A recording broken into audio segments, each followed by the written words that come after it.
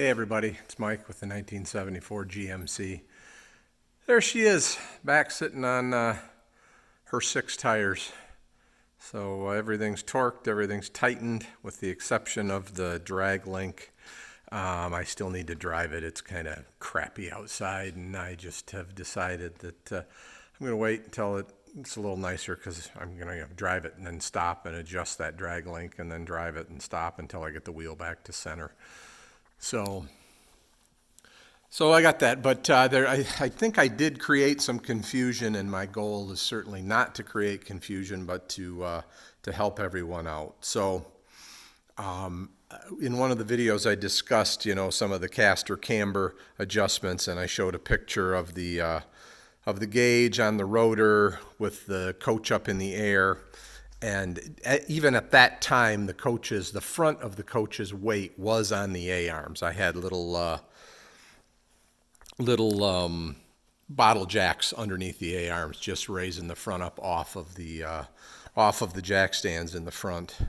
But so the first thing I did was got everything close in that configuration with the wheels off. I got the toe close. I got the camber the caster all the way in, which is what we want. We want as much caster as we can get. And then for camber, I set it to 0 in that position.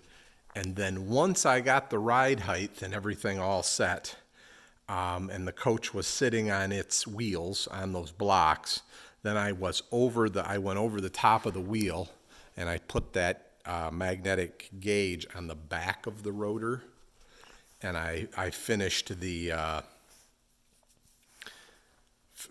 the adjustment, and trust me, it was almost perfect, because if you think about it, we don't want bump steer. We don't have bump steer in these.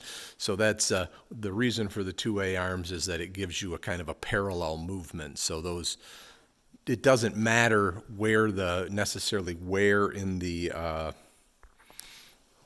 travel the things are. Everything's supposed to be moving parallel and together.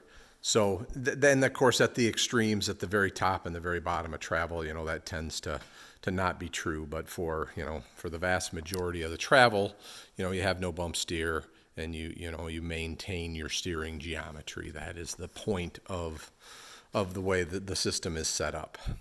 So I just wanted to clarify that basically all of these adjustments were done with the weight of the coach on the control arms or the tires. I tried to do everything with the tires. I wasn't able to do the toe with the tires, so I just had it sitting on bottle jacks on the A-arms to do it. But again, we don't want bump steer, so should be parallel movement, shouldn't make any difference. So I just wanted to clarify that. Another one of you mentioned the fact that he thought he had read somewhere that when it was at ride height, the half shafts were parallel, or were level, if you will. And I've never seen that. That should not be the case. Half shafts, just like a drive shaft, you never really want to operate at 0 degree or at 0 angle. The input and the output should be parallel, but you should always have that joint running through an angle. Otherwise, the balls in the Shepa joint just sit in the same spot and don't move. So that's not what you want. And the same is true of a cardan joint. I was a half shaft engineer for a time, so I know this to be true. So that's not the case. But any other questions, I'm certainly happy to answer. I may not have done everything correctly. I did it to the best of my ability, and it will be going down the road. Actually, tomorrow we're heading on a camping trip. I don't know how this always happens this way, that it's always down to the wire, but I spent way too much time this winter on the roof. And the suspension was kind of a surprise to me when I was checking those wheel bearings in the front and found all that lash. I decided that something had to happen, so that all kind of went awry, and so I went through it, all new shocks, everything else. So the suspension hopefully is just about perfect. And I haven't mentioned it on this channel, but to some extent, I'm working pretty hard to get this thing as mechanically perfect as possible, because of the next fall, I plan on taking it to Alaska. So that'll be a big journey.